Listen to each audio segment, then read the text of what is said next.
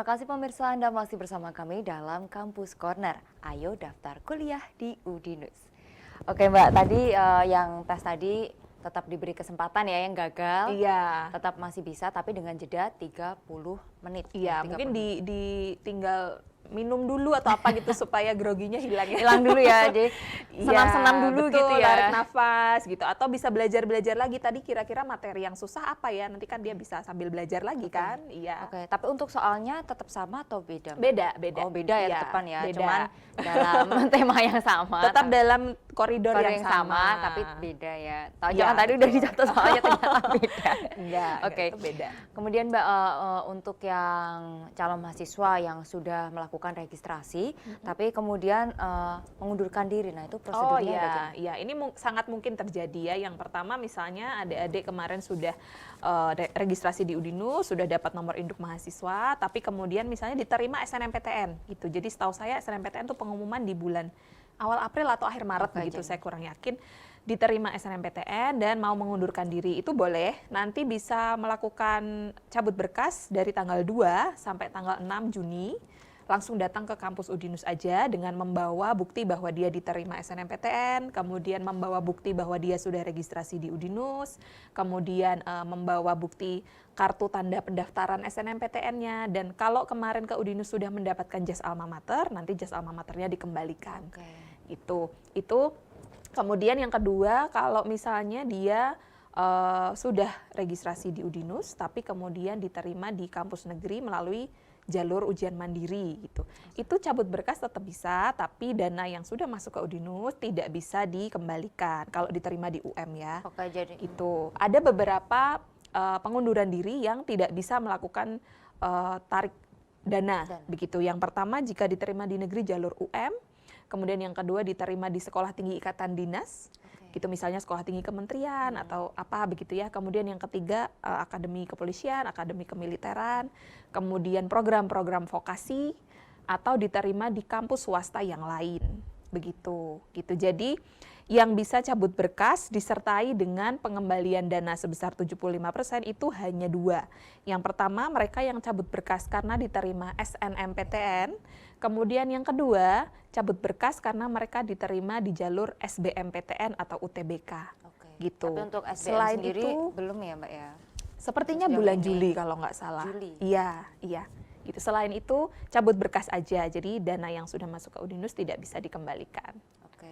Dan Ya. untuk cabut berkas sendiri harus datang ke Udinus ya? Datang ke Udinus. Kalau yang SNMPTN itu tanggal 2 sampai tanggal 6 Juni. 2 sampai 6 Juni. Betul. Kalau yang SBMPTN nanti menunggu hasil pengumumannya dia kapan. Karena setahu saya mundur juga. Mundur juga Iya, ya, iya. karena ini jadi masih belum tahu kapan Betul, gitu ya. betul. Nanti pasti kita update lewat Betul, akun-akun sosial informasinya media semua. Udinus. Betul. Maka harus sering-sering cek Iya, gitu ya informasi, iya, iya. harus wajib tuh update tuh ya Betul. kan.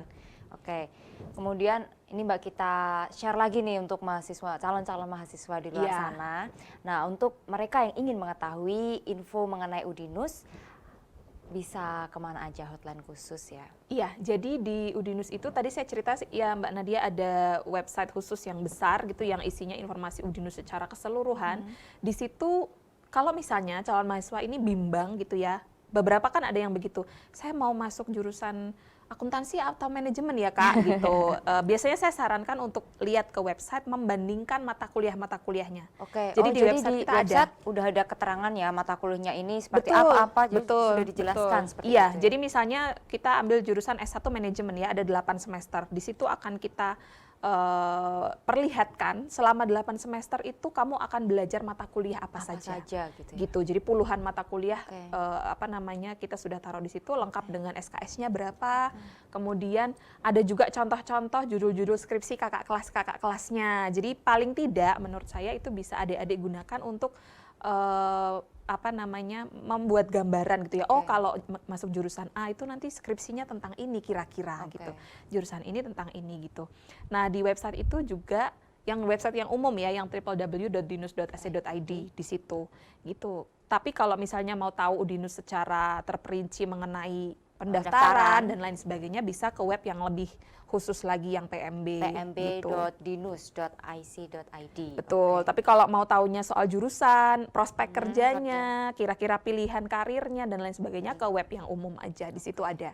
Jadi semuanya Gitu. tuh udah bener-bener lengkap gitu ya Mbak, sampai Iya, gambaran betul. kedepannya kira-kira saya mampu nggak nih di jurusan ini Iya, untuk oh ternyata membanding ada gitu. jurusan, ada mata kuliah ini ya Iya, gitu. betul. Berarti saya harus prepare apa nih Nah, gitu. untuk Di yang situ lintas juga jurusan ada. tadi kan juga Iya, bisa mengukur diri sendiri seperti itu ya. betul, Oke, betul. oke.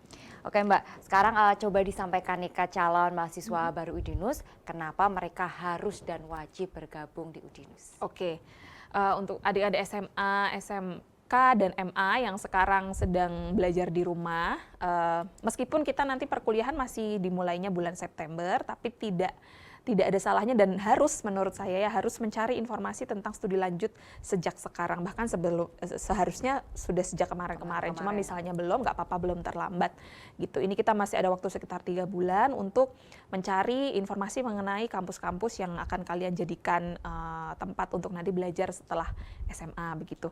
Dan kenapa harus masuk ke Udinus? Yang pertama, Udinus itu adalah kampus terakreditasi A, seperti yang tadi di awal kita obrolin ya Mbak Nadia. Akreditasi A itu akan sangat membantu kita kalau nanti kita ketika lulus akan memilih jalur berkarir di jalur formal misalnya gitu. Itu akan sangat bermanfaat.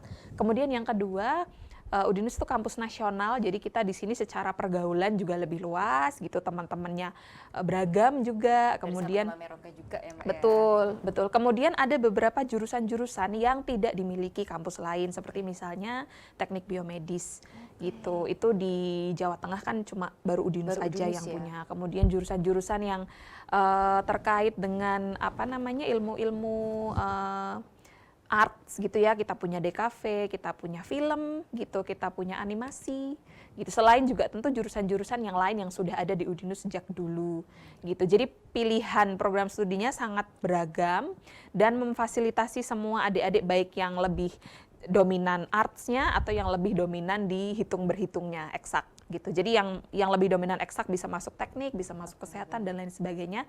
Yang adik-adik lebih suka dengan ilmu-ilmu yang terkait kesenian dan lain sebagainya juga di sini ada. Jadi sebenarnya kita mewadahi semua bakat dan minat adik-adik SMA. Dia sudah sangat lengkap ya. Iya. Oke, bagi para calon mahasiswa baru di luar sana yang masih bingung untuk mencari kampus yang tepat, Udinus adalah jawabannya.